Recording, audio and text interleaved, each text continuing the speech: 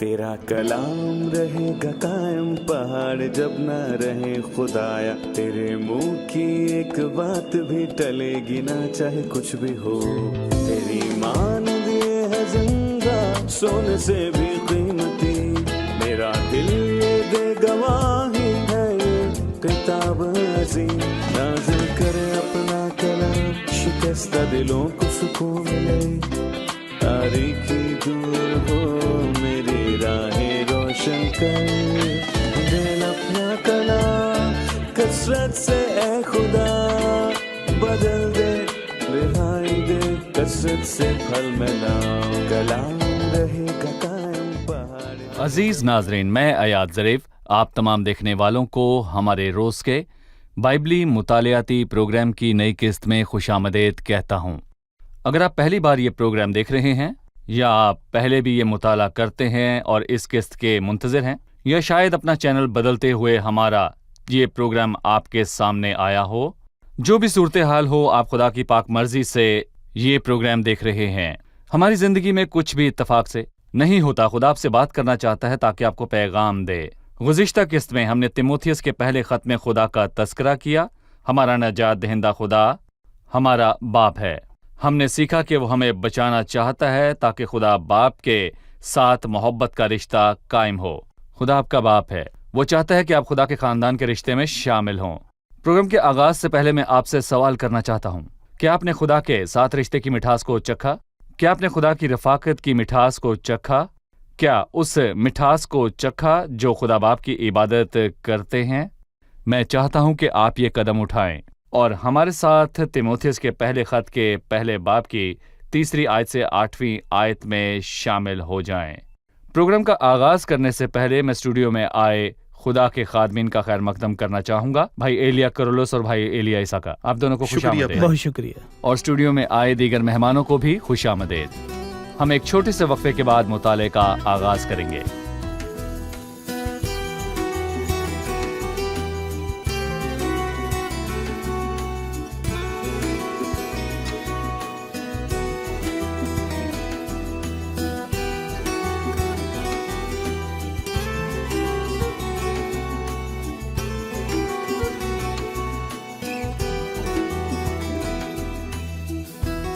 خوش آمدید بھائی۔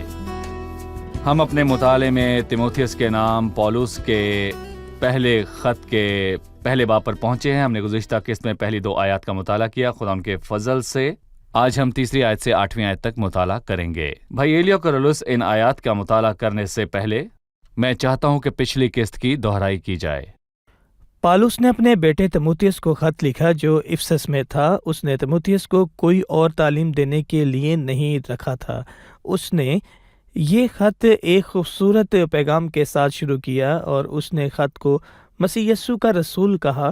وہ لوگوں کو مرضی سے رسول نہیں بناتا، وہ اس لیے ایک رسول بنا کیونکہ اس نے مسیح کو دیکھا، اس نے معجزات کیے، وہ مسیح یسوع کے حکم سے اس کا رسول بنا اور اس میں لوگوں کی مرضی شامل نہیں ہے۔ اس نے اپنے بیٹے تیموتھیوس کو بھی ایک خوبصورت سلام لکھا اور اس نے اس میں اپنے لیے لکھا جو ہمارے منجی خدا اور ہمارے امیدگاہ مسیح یسوع کے حکم سے مسیح یسوع کا رسول ہے، اور اس نے منجی خدا اور خداوند یسوع مسیح کو اپنی امید بیان کیا۔ پھر ایک اور سلام ہے، فضل اور رحم اور اطمینان خدا باپ سے حاصل ہوتا رہے۔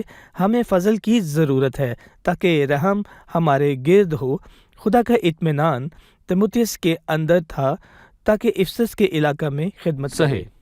بھائی ایلیا عیسیٰ، میں 3 آیت سے 8 آیت تک پڑھنے کے بعد آپ سے سوال کروں گا۔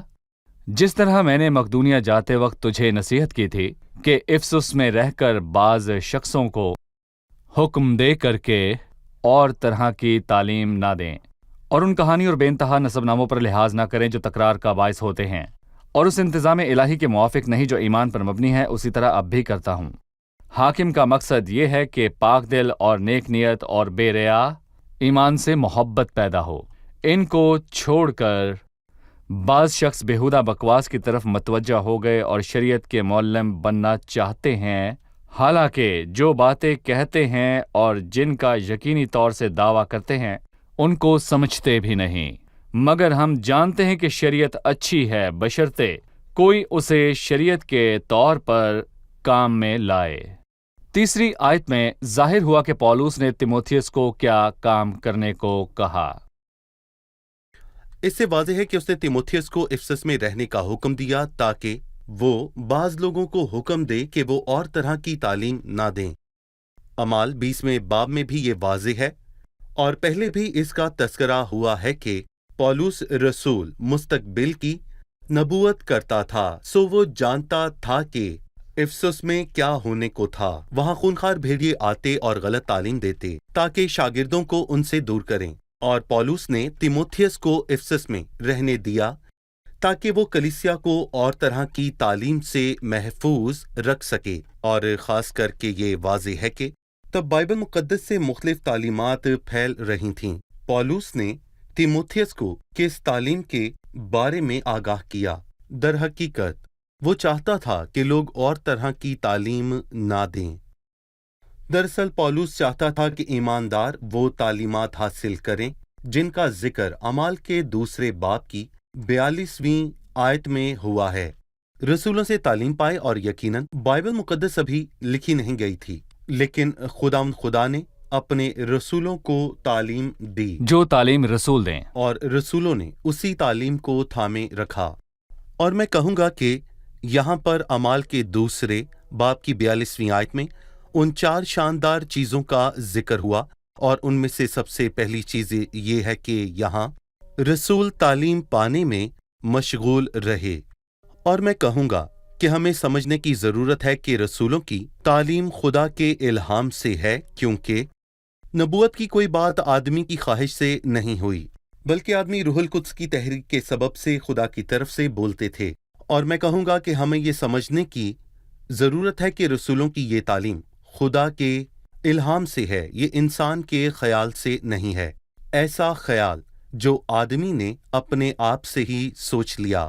یہ ساری کی ساری تعلیم خدا کے الہام سے ہے، اور اسی لیے ہم یہ تعلیم اور ان کے منہ کے کلام پر ایمان رکھتے ہیں۔ لیکن میں کہوں گا کہ افسس میں بہت سی تعلیمات پھیل رہی تھیں، اور رسولوں نے ان تمام تعلیمات سے سب کو خبردار کیا۔ اور میں کہوں گا کہ اس نے افسس کے بزرگوں سے کہا، اور جو باتیں تمہارے فائدے کی تھیں ان اور کے اعلانیہ اور بیان کرنے گھر گھر اور اعلانیہ اور گھر گھر سکھانے سے کبھی جی، نہ گھر جھجکا۔ ٹھیک ہے بھائی ایلیا کرولس 4 آیت میں اس نے یہی بات کہی۔ پولس نے تیموتھیوس کو کہا کہ دوسرے لوگوں کو اور طرح کی تعلیم دینے کا حکم دے، اور ان کہانیوں اور بے انتہا نسب ناموں پر لحاظ نہ کریں جو تکرار کا باعث ہوتے ہیں اور اس انتظام الہی کے موافق نہیں جو ایمان پر مبنی ہے۔ بتائیں کہ اس نے کون سی اور طرح کی تعلیمات سے خبردار کیا؟ کہانیوں اور بے انتہا نسب ناموں سے کیا تعلق ہے؟ پولس رسول کو خدا کے کلام اور اس کی پاکیزگی کی پرواہ تھی۔ یہ ایک پاک روحانی دودھ کی مانند ہے، اور اس میں 2 طرح سے ملاوٹ ہو سکتی ہے، یا تو اس میں گھی ملا کر گاڑھا کریں یا اس میں پانی ملائیں۔ دشمن نے دونوں طریقوں کو استعمال کیا۔ یہاں مختلف تعلیمات کو شامل کرنے کی بات ہے۔ اس تعلیم کا ذکر 4 باب میں ہوا، لکھا ہے آئندہ زمانوں میں بعض لوگ گمراہ کرنے والی روحوں اور شیاطین کی تعلیم کی طرف متوجہ ہو کر ایمان سے برگشتہ ہو جائیں گے۔ شیاطین لوگوں کے درمیان تعلیم دیتے کہانیاں اور نسب نامے شامل کرتے ہیں۔ ان کے استاد ہیں؟ جی، وہ ان کے بھی استاد ہیں۔ یہاں پر گناسیت کی تعلیم بھی ہے، کلسیوں کے خط میں واضح طور پر اس کا بیان ہوا ہے۔ یہ فریسیوں کی تعلیم ہے۔ وہ چاہتے تھے کہ کلیسیا اور ایمانداروں کو ایک بار پھر شریعت کی طرح شریعت سکھائیں اور ان کو متوجہ کریں، شریعت سکھائیں۔ جی، پولس رسول نے ان کو تعلیم سے خبردار کیا۔ اس کے ساتھ ساتھ کہانیوں اور نسب ناموں کے لیے کہا کہ وہ کہانیاں گھڑتے ہیں۔ بت پرستوں کی بہت سی کہانیاں موجود ہیں۔ تیتس 1 باب کے 14ویں آیت میں یہودیوں کی کہانیاں ہیں، وہ کہانیاں جو انہوں نے خود بنائی ہوئی ہیں۔ اسی لیے پطرس رسول نے اپنے دوسرے خط میں فرمایا ہے کہ اس نے اپنے ایمانداروں اور مقدسوں کے لیے ایک اچھی بات کہی۔ دغا بازی کی گڑی ہوئی کہانیوں کی پیروی نہیں کی، بلکہ آدمی روح القدس کی تحریک کے سبب سے خداوند کی طرف سے بولتے تھے۔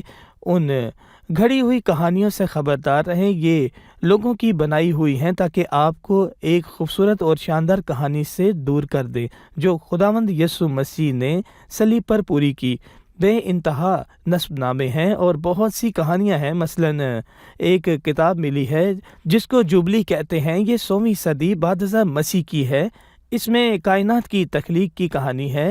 اس میں آدم کے بچوں کے نام موجود ہیں۔ آدم کے سب بچوں کے بے انتہا نسب نامے ہیں تاکہ وہ تکرار کا باعث ہوں۔ تکرار سے مراد وہ سوال جن کا جواب نہ ملے۔ لوگ اس میں الجھ جاتے ہیں اور وہ حقیقت سے ہمیشہ کے لیے دور ہو جاتے ہیں۔ لیکن یہاں پر ہمارے پاس ایک نبوتی کلام موجود ہے۔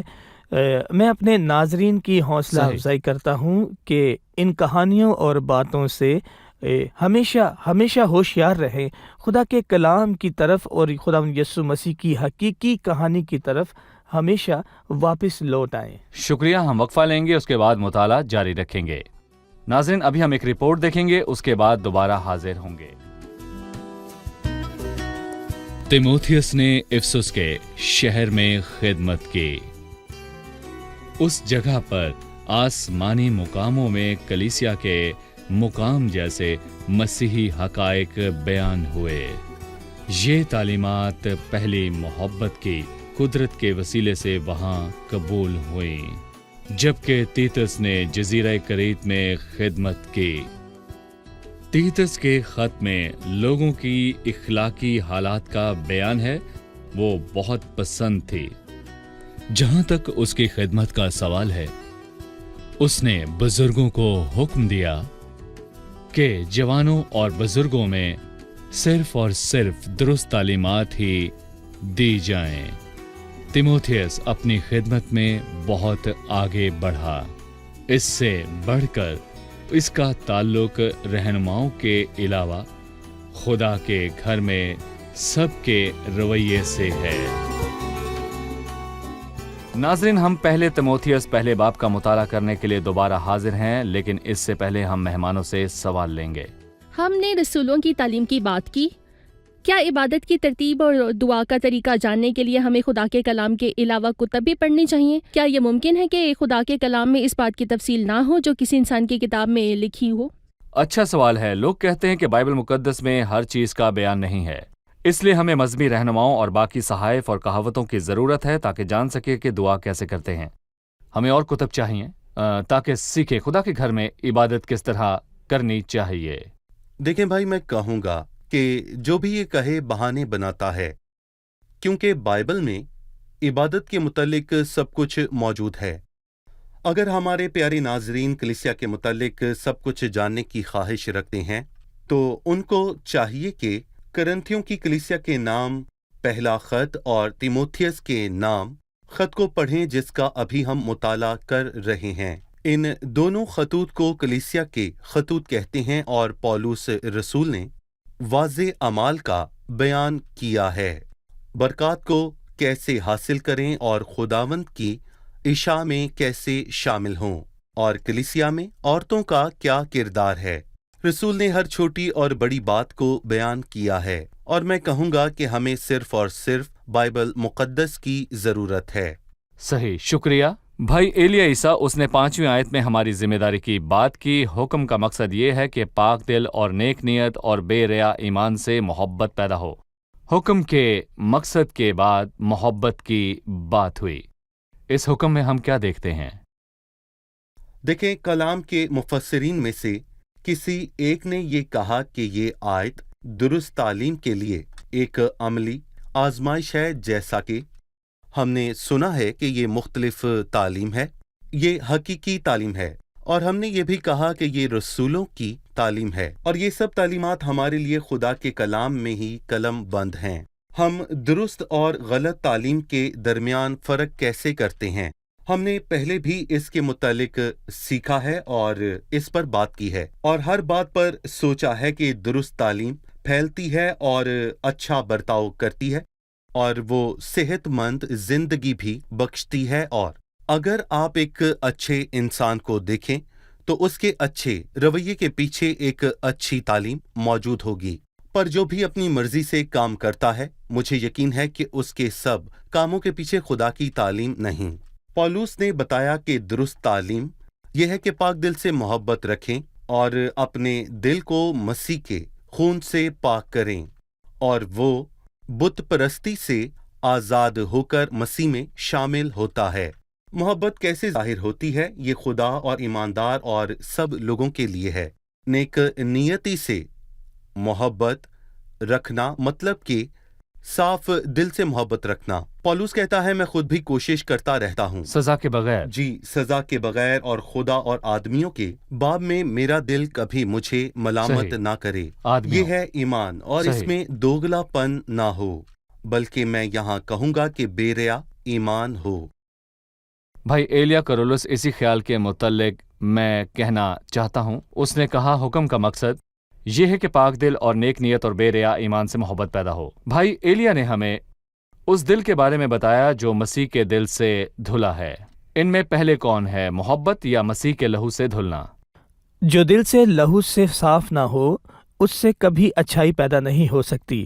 دل سب چیزوں سے زیادہ ہلاباز اور لا علاج ہے۔ اس کو کون دریافت کر سکتا ہے؟ صرف خداوند۔ بہت سے مذاہب اچھی تعلیمات دیتے ہیں، یہ کریں، لیکن آخر میں انسان وہ نہیں کر پاتا۔ اس سے دل کو صاف کرنے کی ضرورت ہوتی ہے۔ دل کو صاف کرنا بہت ضروری ہے۔ جی۔ جب مسیح اس دل کو صاف کرے اور پاک روح اس میں ہو تو محبت پیدا ہو جاتی ہے، وہ زندگی جو خدا کو جلال دے۔ ہم ایسے لوگوں اور پادریوں کو جانتے ہیں جو لوگوں کو اچھی تعلیم دیتے ہیں۔ وہ انہیں یہ سب کہتے ہیں، اپنے پڑوسی، اپنے رشتہ داروں سے محبت رکھیں، دوسروں کے ساتھ بھلائی کریں۔ وہ لوگ کرنا چاہتے ہیں لیکن ان سے ہوتا نہیں، ان سے ایسا نہیں ہو پاتا۔ جب وہ کسی اور کو ملتے ہیں، تعلیم، مذہب، ایمان اور سوچ کو دیکھتے ہیں تو وہ نفرت اور قتل میں خوشی محسوس کرتے ہیں۔ بالکل۔ کلام مقدس فرماتا ہے، محبت صرف ایک پاک دل سے پیدا ہوتی ہے، لوگوں کی تعلیم سے پاک دل نہیں ہوتا۔ اس کے لیے صلیب پر مسیح کے کام کی ضرورت ہے۔ خدا یسوع مسیح کا لہو اے پاک خدا، کرتا ہے۔ میرے اندر پاک دل پیدا کر۔ آمین۔ میں آپ سے ایک اور سوال کروں گا۔ اس نے تیسری آیت میں تنبیہ کی، بعض شخصوں کو حکم دے کر کہ اور طرح کی تعلیم نہ دیں۔ 8ویں آیت ہے، مگر ہم جانتے ہیں کہ شریعت اچھی ہے بشرطے کوئی اسے شریعت کے طور پر کام میں لائے۔ کچھ نے باقی تعلیمات کی پیروی کی اور کچھ نے شریعت کی تعلیمات کی پیروی کی۔ دونوں ہی ایماندار کو پیچھے لے جاتے ہیں۔ مجھے ان دو خطرات کے بارے میں بتائیں۔ بھائی یاد، شیطان کا مقصد ہے کہ روحوں کو خداوند مسیح سے برگشتہ کرے، کیونکہ وہی واحد راستہ ہے جو باپ کی طرف جاتا ہے۔ اور ان کو کیسے برگشتہ کریں؟ وہ بتوں کی تعلیمات سے ان کو برگشتہ کرتا ہے، ساتھ ہی ساتھ ان لوگوں کو کہتے ہیں کہ نہیں، ہمارا بتوں کی تعلیمات سے کوئی واسطہ نہیں، ہم خدا کی طرف لوٹتے ہیں۔ یہ پرانے عہد نامہ کی تعلیم ہے، شریعت اچھی ہے، اس میں کیا برائی ہے؟ اچھا ہے کہ آپ مسیح کو نجات دہندہ قبول کریں، پر آپ کے کام نتیجہ کا فیصلہ کرتے ہیں۔ ہمیں کام کرنے کی ضرورت ہے۔ جی، ہمیں مسیح پر ایمان لانے کے وسیلہ سے نجات ملتی ہے، اور اعمال کے بغیر ایمان مردہ ہے۔ یہ ایک آیت کو غلط سمجھتے ہیں جو یعقوب کے خط میں موجود ہے۔ ہمیں کام کرنا ہے تاکہ خدا کی خوشنودی حاصل کریں اور نجات پائیں۔ انہوں نے ایک نیا راستہ نکالا کہ لوگوں کو شریعت کی طرف واپس لے جائیں۔ شریعت کے طور پر؟ جی، شریعت کے طور پر کام میں لائیں۔ اس سے کیا مراد ہے؟ یعنی جب اس کو شریعت کے مطابق ہی استعمال کریں، اس سے کیا مراد ہے؟ اگر آپ شریعت سے نجات پانا چاہتے ہیں تو بے شک لیں، یہ اعمال کے اصول ہیں۔ جب آپ سب کام کرنے کے بعد بھی ان میں ناپاک ہو جائیں تو آپ اپنے آپ سے شرمندہ ہوں گے۔ انسان یہ نہیں کر سکتا، نتیجہ میں کوئی نیکوکار نہیں، ایک بھی نہیں۔ خدا نے یہ شریعت اس لیے نہیں دی کہ انسان اس کے وسیلہ سے نجات پائے۔ شریعت ایک پرکھنے والے آلے کی مانند ہے جو انسان کی خرابی اور ناکامی ظاہر کرتی ہے۔ شریعت کا سب سے عظیم مقصد اور نتیجہ گلاطیوں کے 3 باب میں موجود ہے۔ شریعت مسیح تک پہنچانے کو ہمارا استاد بنی، مسیح تک لانے کے لیے، مسیح تک، جی مسیح تک، تاکہ ہم ایمان کے سبب سے راست باز ٹھہریں۔ شکریہ۔ اب ہم مہمانوں سے ان کا سوال جانیں گے۔ میرا سوال 8ویں اور 9ویں آیت میں سے ہے۔ 8ویں آیت، مگر ہم جانتے ہیں کہ شریعت اچھی ہے بشرطے کوئی اسے شریعت کے طور پر کام میں لائے۔ انسان شریعت کے وسیلے سے راست باز نہیں ٹھہر سکتا۔ جس نے بھی شریعت کو ماننے کی کوشش کی، بائبل مقدس فرماتی ہے، 9ویں آیت ہے، یعنی یہ سمجھ کر کہ شریعت راست بازوں کے لیے مقرر نہیں ہوئی بلکہ بے شرع اور سرکش لوگوں اور بے دینوں اور گناہ گاروں. اس سے کیا مراد ہے؟ یہ راست بازوں کے لیے نہیں بلکہ بے شرع اور سرکش کے لیے ہے. بھائی ایلیا عیسیٰ ہمارے بھائی نے 8ویں اور 9ویں آیت کے متعلق پوچھا ہے.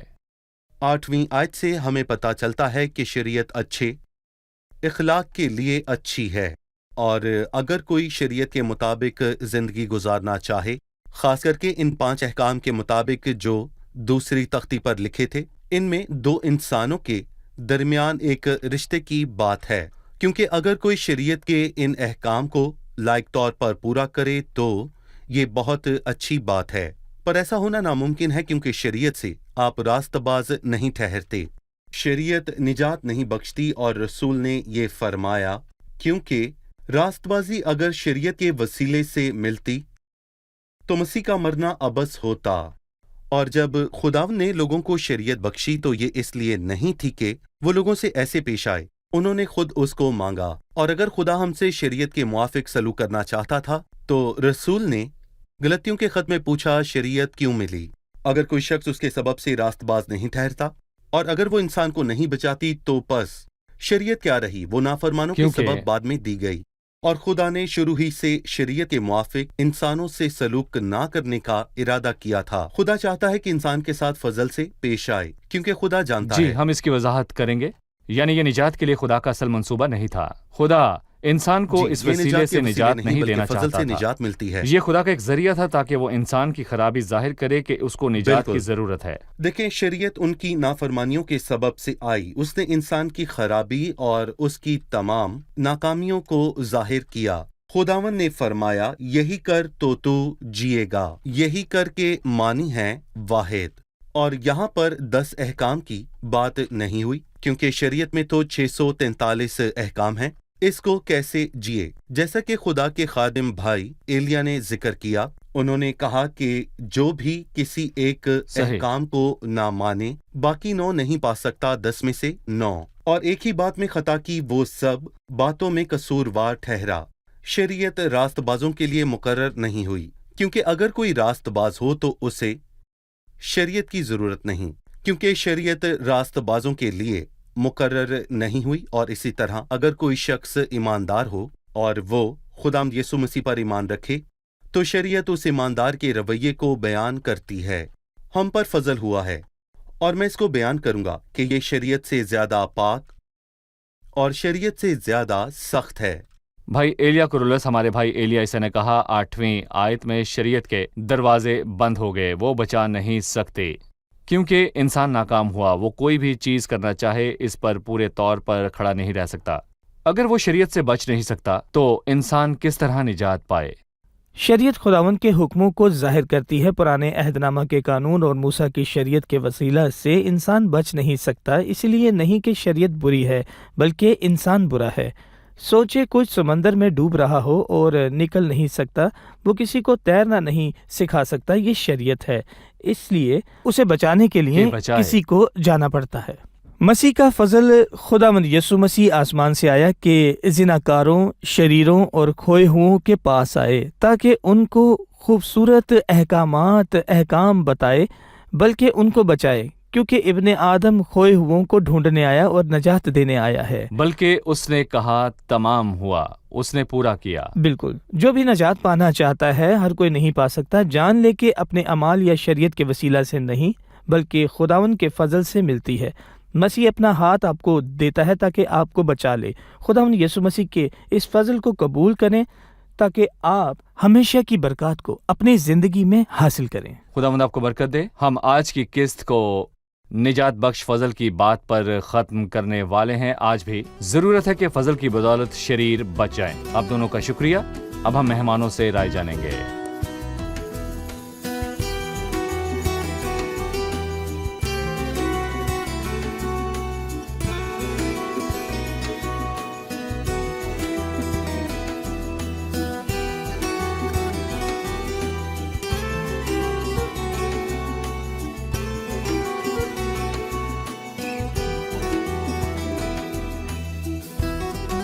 جی، آج کے پروگرام سے آپ نے کیا سیکھا؟ درست تعلیم درست رویہ پیدا کرتی ہے. جب شاگردوں نے صحیح اور غلط تعلیم کے متعلق پوچھا تو خداوند یسوع مسیح نے اپنے شاگردوں سے یہی کہا، ان کے پھلوں سے تم ان کو پہچان لوگے. صحیح. بائبل مقدس کے علاوہ کوئی تعلیم درست نہیں ہے، اس لیے کوئی بھی تعلیم دے وہ کوئی دیندار ہی ہو اس کی تعلیم کو نہ دیکھیں. صحیح.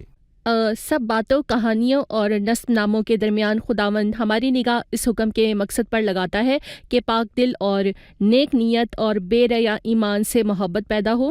یعنی ہمارے ارد گرد سب چیزیں غلط ہیں، اس لیے ہمیں ایمان، محبت اور نیت پر غور کریں جو صرف اس دل سے پیدا ہوتی ہیں جو کہ مسیح کے خون سے دھلا ہو. یہ ہمیں تسلی اور اطمینان بخشتا ہے. صحیح.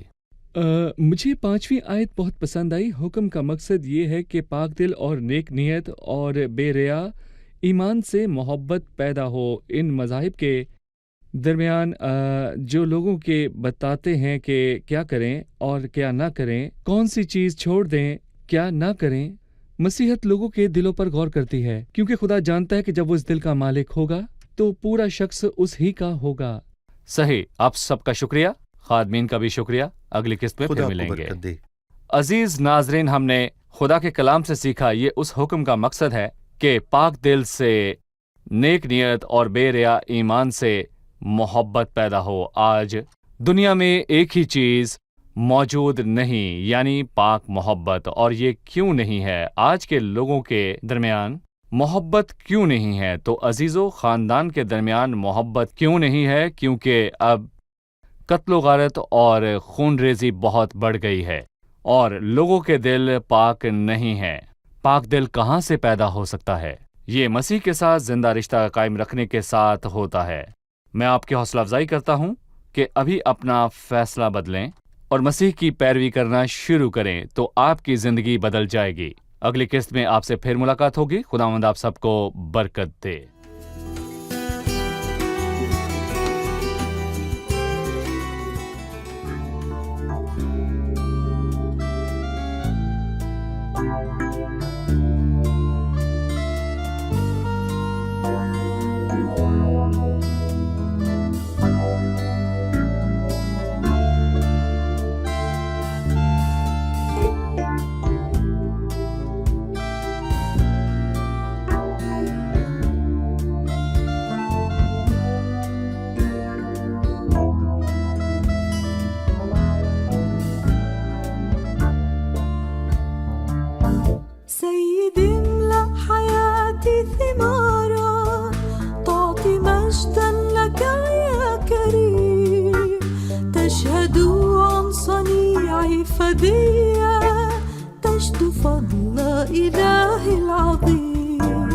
فقل منا رب الغصون فأثمرن داخلي حينئذ تظهر الثمار عندما أثبت في العلي.